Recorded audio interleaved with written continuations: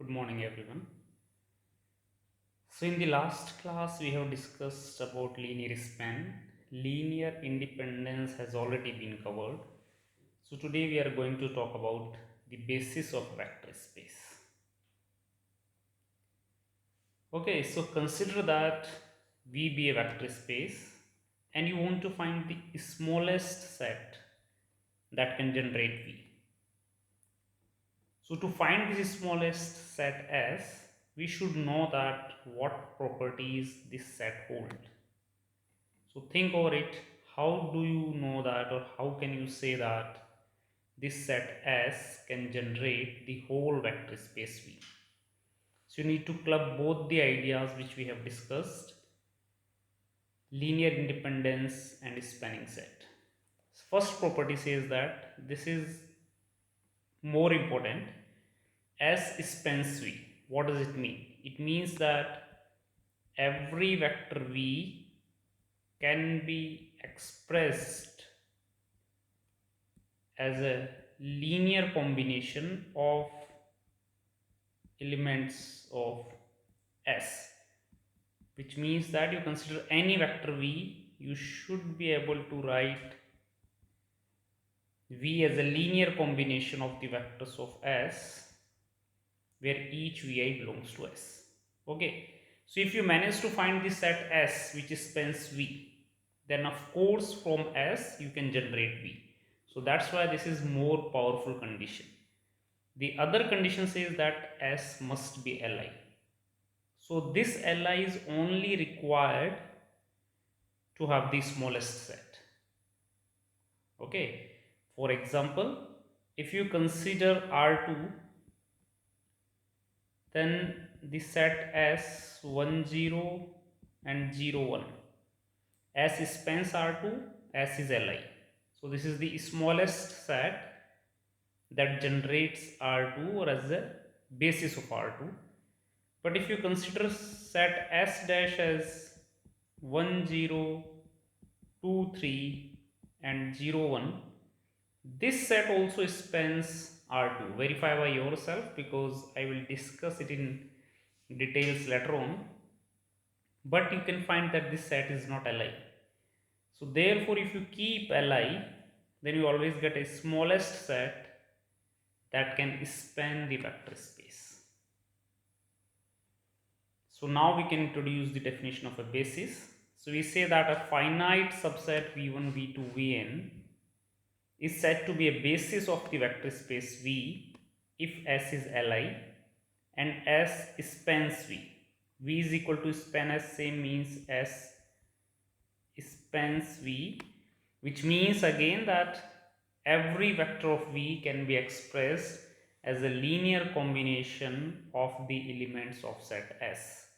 So every small v belongs to V can be expressed as summation ki vi where I is equal to 1 to n, and ki vi, remember that here the vector addition is scalar multiplication should come into the picture. So recall the definition of the linear combination. So first easy example we have already discussed. The set S is Li and it spans R2. Why it spans R2? Because if you consider any element that belongs to R2, then you can always write this element as a linear combination A times 1 0 plus B times 0 1. And why we can write it like this? Because we are considering the usual addition and scalar multiplication. So now we can see that every vector AB can be expressed as a linear combination of 1 0 and 0 1, and this set is Li, therefore it forms a basis of R2.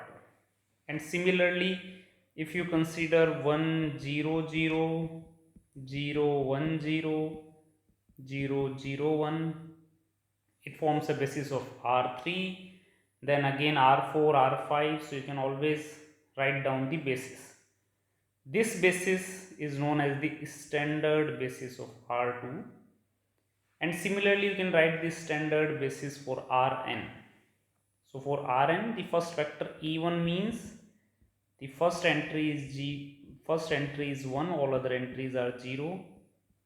Then E2 means second entry is 1, all entries are 0, and so on. En, which is last entry, is 1. So E1, E2, En forms a standard basis for Rn.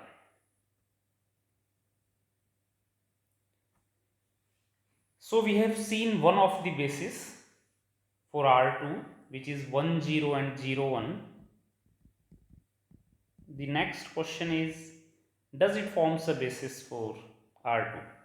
4, 1, minus 7, minus 8. So to form a basis, two conditions are required. Is it Li? Of course it is Li, because one of the vector V1 cannot be expressed as a linear combination of V2. So therefore the set is Li. Now only thing to prove that S spans R2 or not. This is what we need to check. To check S spans R2, you need to consider any element of R2 and it must be written as a linear combination of V1, V2. Again, the operations are usual addition and scalar multiplication. This gives you a system. So 4a minus 7b is equal to x and a minus 8b is equal to y. If you solve this system, then the REF looks like, please do verify by yourself.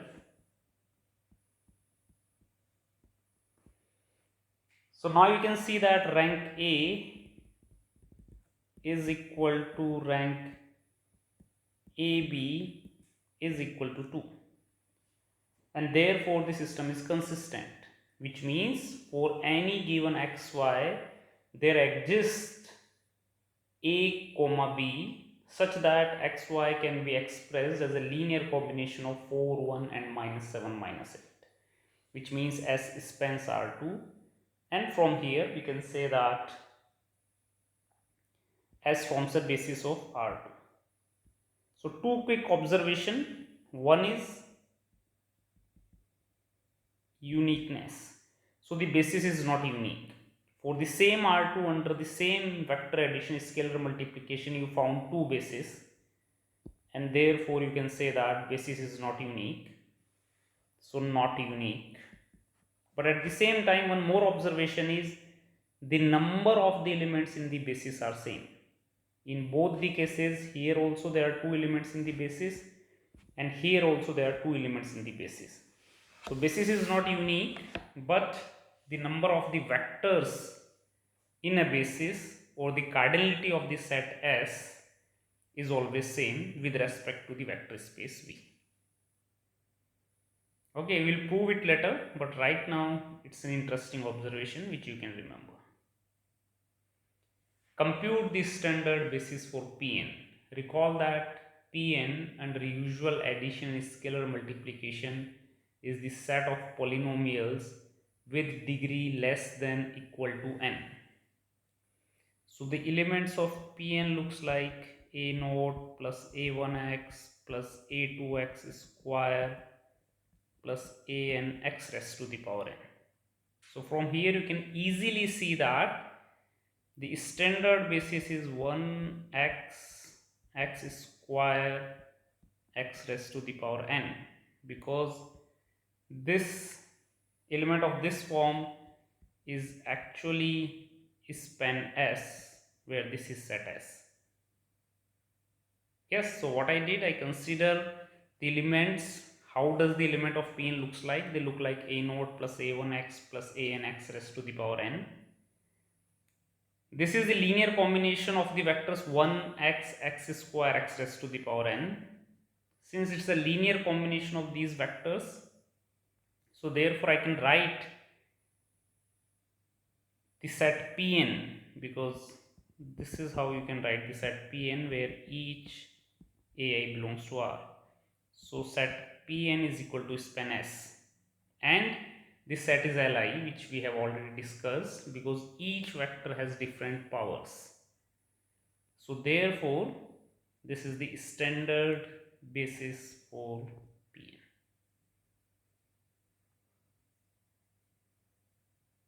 Standard basis for M22. Again, how does an element of M22 looks like, or what is M22?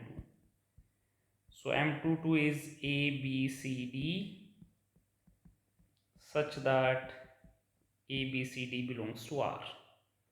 Now I can write it as A times 1, 0, 0, 0, because there are 4 different variables are there, A, B, C, D. So therefore each time I can take one of them out, plus C times 0, 0, 1, 0, and plus D times 0, 0, 0, 1. Yes, if I can call them V1, V2, V3, V4, then M22 is span of V1, V2, V3, V4. Yes, why it is span of V1, V2, V3, V4? Because you consider an element A, B, C, D, arbitrary element of M22, a journal element where A, B, C, D can take any values. Then you wrote it as a linear combination of 4 vectors V1, V2, V3, V4. Yes, so this is a linear combination of V1, V2, V3, V4, and it is actually covering all possible linear combination, which is the definition of span S. So this is equal to span S. S is Li. Why it is Li? Because you can see that in each of the vector, the position of non-zero entry is different. There is only one non-zero entry, and in each V1, V2, V3, V4, the position is different. Even if you directly use the definition of linear independence, you quickly can see that A comes out to be 0, B 0, C 0, D 0. So S is Li, it spans M22, and therefore it forms a basis. Yes. So previous two examples suggest you a method to find a basis. What you have done is that for any given vector space, you try to identify a set S which spans that vector space. Then you check is S Li, and based on that you will say that it forms a basis. Only one important observation is that what will happen if S is not Li. This is a question you need to think by yourself. I will answer this question in the next class.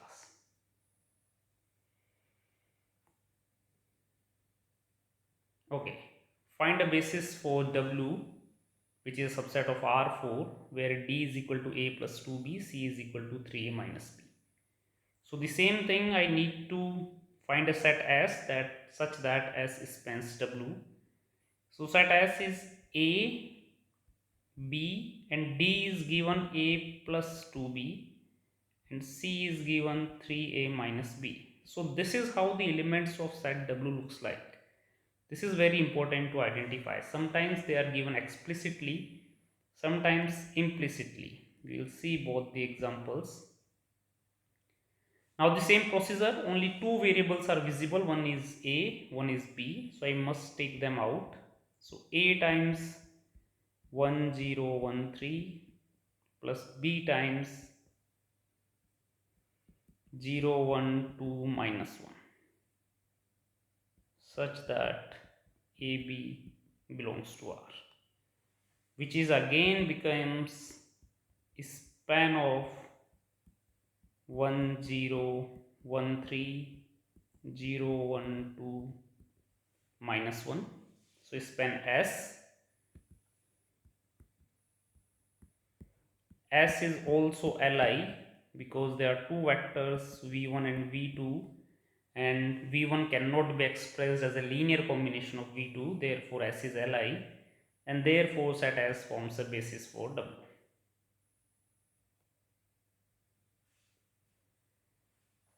Consider the subspace W1 and W2, find a basis for W1 intersection W2. So W1 intersection W2, how does it looks like? So A, which is equal to D, then B, which is equal to 2C,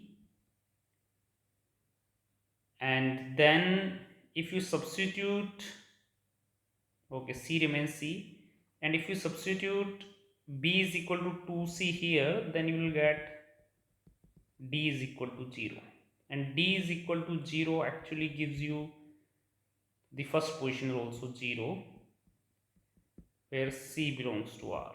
So this becomes C times 0, 2, 1, 0. So I am considering W1 intersection W2. It means the elements of the form A, B, C, D, where A is equal to D, B is equal to 2C, and B minus 2C plus D is equal to 0. So this is again becomes a span of 0 to 1, 0. It's a singleton non-zero vector. We know that a singleton non-zero vector is always Li, and therefore the set S is Li, which forms a basis for W1 intersection W2. Find a basis for the set of all symmetric matrices of order 3. So again, when you write down W, you need to identify that how does symmetric matrix look like. Yes. So for the symmetric matrix, there is a condition that Aij is equal to Aj. It means the diagonal entries remains as it is, and then A12 is equal to A21, therefore A12, A12, A13, A13, A23, A23, where they all are real numbers. So now again compute the number of the variables which you can see. So there are 6 variables, 3 diagonals, 3 above or below the diagonals. So you can take each one by one. So A11, all other entries are 0, plus A12, 0, 1, 0, 1, 0, 0, 0, 0, 0, and similarly you have to take A13, then A22, then A23, and then A33. So 6 variables, 6 entries. This gives you 6 vectors. Those 6 vectors forms the set S. So W is equal to span S. S is again Li, very easy to check, do by yourself, and that forms the basis for set W. One more interesting question. Set of polynomials P4 such that P2 is equal to 0, P3 is equal to 0. Again, it's a little bit difficult question, and to approach this problem you need to identify the form of the elements of W. So the hint here is that P2 is equal to 0. So whenever P2 is equal to 0, x minus 2 is a factor. Similarly, P3 is equal to 0 means x minus 3 is a factor. So elements of W looks like x minus 2, x minus 3. So x minus 2, x minus 3, their multiplication gives you a polynomial of degree 2. But I need a polynomial of degree 4. So multiplied by a0 plus a1x plus a2x square, where a0, a1, a2 belongs to R. If you identify this form, then you are almost done. So now it can be written as a0 x minus 2 x minus 3 plus a1x x minus 2 x minus 3 plus a2 x square x minus 2 x minus 3, which is span of the first vector is x minus 2 x minus 3, the next one is x minus 2 x minus 3, and the last one is x square x minus 2 x minus 3. Yes. So 3 vectors span of v1, v2, v3, Again you can check this set is Li. Why it is Li? Because all three polynomials have different powers. It is a polynomial of degree 2, it is a polynomial of degree 3, it is a polynomial of degree 4. Therefore they are Li, and therefore set S, which is V1, V2, V3, forms a basis for W.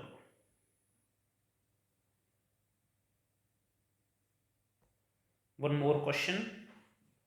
This one is really a difficult question because it's not straightforward to identify the form. Yes. In the previous question also, one of the approach, I didn't talk it much, but it was given that P2 is equal to 0, P3 is equal to 0. Sometimes if you do not manage to identify the form, then the lengthy approach is that you should try to solve it. So Px is of the form a0 plus a1x plus a2x square plus a3 x cube plus a4 x raised to the power 4. Now P2 is equal to 0. So P2 is equal to 0 means a0 plus 2a1 plus 4a2 plus 8a3 plus 16 a4 0. P3 is equal to 0, which means a0 plus 3a1 plus 9a2 27a3 plus 81a4 is equal to 0. Now what you can see here is that there are two equations and 5 variables. Yes, two equations, 5 variables. Homogeneous system of equation, it means n minus r free variables.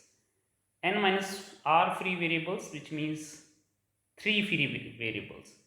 It means that you can write two variables, for example a0, in terms of remaining 3 variables, and similarly a1 can be expressed in terms of free variables. So you have to write a0 and a1 in terms of a2, a3, a4.